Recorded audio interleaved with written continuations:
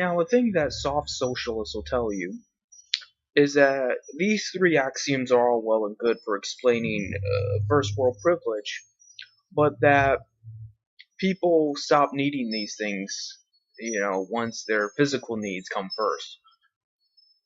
In other words, if you're hungry enough, you won't be thinking about whether or not you want power, whether or not you want stimulation, whether or not you want external validation. The problem is this is untrue. People within first world societies even will give up, well, in third world societies, I meant, will give up, um, everything for these three axioms as well. I mean, why do you think dictatorships form? Why do you think drug addicts form? Why do you think anything is anything? Like, these three things aren't just like a separate thing from your physical needs. They are your physical needs. We are physical beings, and this defines who we are. I mean, to different extents, and different people emphasize different axioms, but ultimately, you can fulfill your basic needs pretty quickly. The moment you put food in your belly, a roof over your head, and you empty your ball sack, what are you left with? What are you left with other than your own thoughts that are going to gnaw away at you until you start doing one of these three things? And eventually, you're going to die. When you die, yeah, you don't have to worry about any of this shit. But until then, as long as you exist on this earth, you're going to be striving, you're going to be scrounging through the dirt for one of these three things, if not more than one of them. And that's just the way it is. And I'm not here to judge you for which path you choose, unless you're a moderator. But I'm telling you that is why people do what they do. All people, everywhere, good and bad alike. The problem is, most observations of why human nature is the way it is tries to, the moment they start to realize that things have a pattern, then they take out morality from the equation, because it makes it easier for them to just say, oh, it's nature, oh, it's just, that's the way it is, therefore there's no good and bad. It takes away the dread.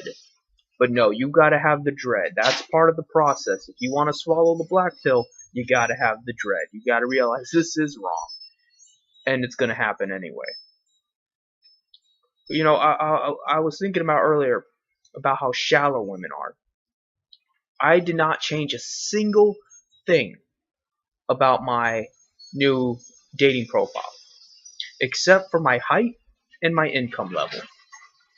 I'm acting on there like I'm acting to you right now. It's the same picture, same self, but I lied about my height and my income level. And suddenly, magically, I'm getting like 100 times more responses, 100 times more likes. I'm getting a lot of attention. I'm quite the Chad. I wonder how that happened. Was it my sparkling personality? Was I just lucky that day? Did I learn game? Or is it because women want money and a tall guy?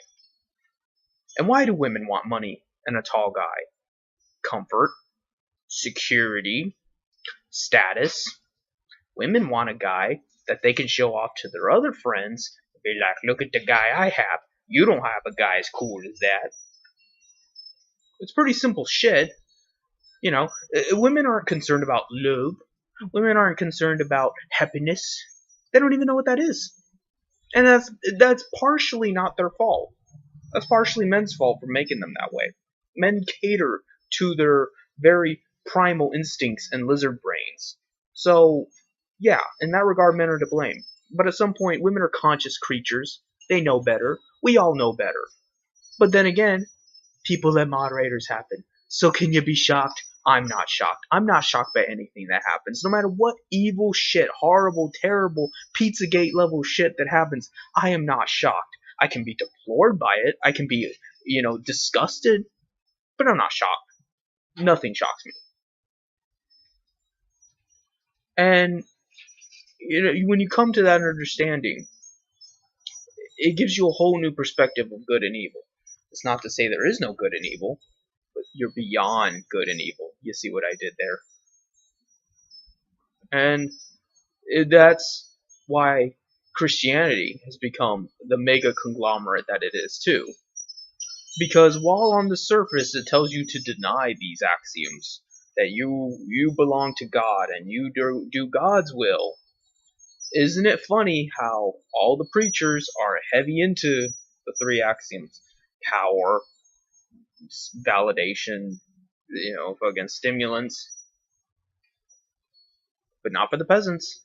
The peasants don't get to have those things because the peasants are just a resource for the pastor, for the church.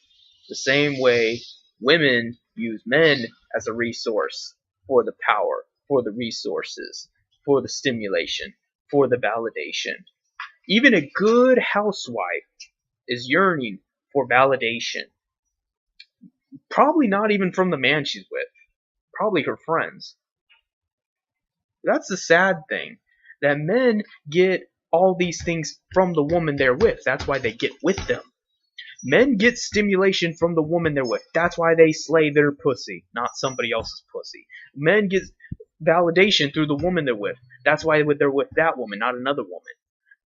Fucking men see the woman itself as the means unto its ends. But for women, the man they're with does not necessarily have anything to do with what they desire. It's just a tool. So when a woman feels superior to her friends, it's not because of the man himself.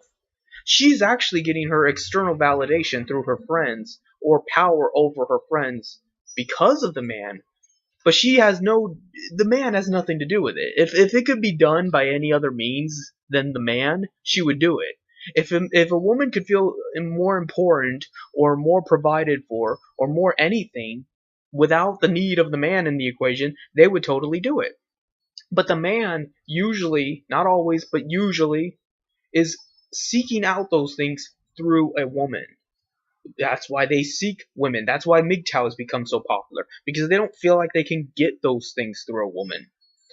You don't see a MGTOW version of women because there's no need for it. Women are getting all kinds of shit, and men are just one of many ways for them to do it. So it really comes down to women do have more privileges than men in the first world. But what does that mean? Why does it mean that? But you ain't gonna be able to fucking hear about this shit on Reddit, on Twitter, on Facebook. You're just gonna get banned and fucking the posts are gonna get deleted. You're gonna get cucked because a fucking moderator son of a bitch doesn't want to hear about it. He's too busy worrying about his own power. And that's another thing. Most mods are men. I might go on and on and on about women, but at the end of the day, 99% of moderators are men. And even the ones that aren't women aren't all that good at it. And it's because they don't need to be. They have a whole solar system of beta orbiters around them to do the dirty work for them. Women don't even have to work for their validation, stimulation, and power. So why would they be moderators? Where's the need to be? Women don't have any needs. They only have wants. Only a man can need, because a man is in a position to have to need. But these existential realities don't change, whether or not you are the rich or the poor, the privileged or the not privileged. Your existential reality remains the same, because you exist on this plane of existence and are still bound by its physics. And people are going to get scared by it. People are going to deny it. They're going to go into a resistant mode. They're going to say that I'm just talking out my ass. They're going to say that I'm just a pseudo-intellectual, that I'm just trying to sound smart, and I'm just all doom and gloom and nihilism. And I am all doom and gloom and nihilism. But the point is, prove me wrong. You can't prove me wrong, because this defines everything that is a person. Even the things I do is for these reasons.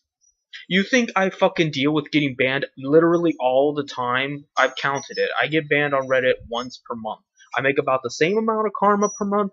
I get banned around a fucking 30-day period.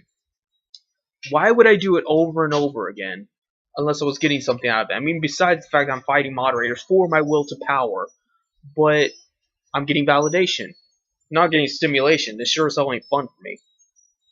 But I am getting something out of it, or else I wouldn't do it. And that's why people do anything.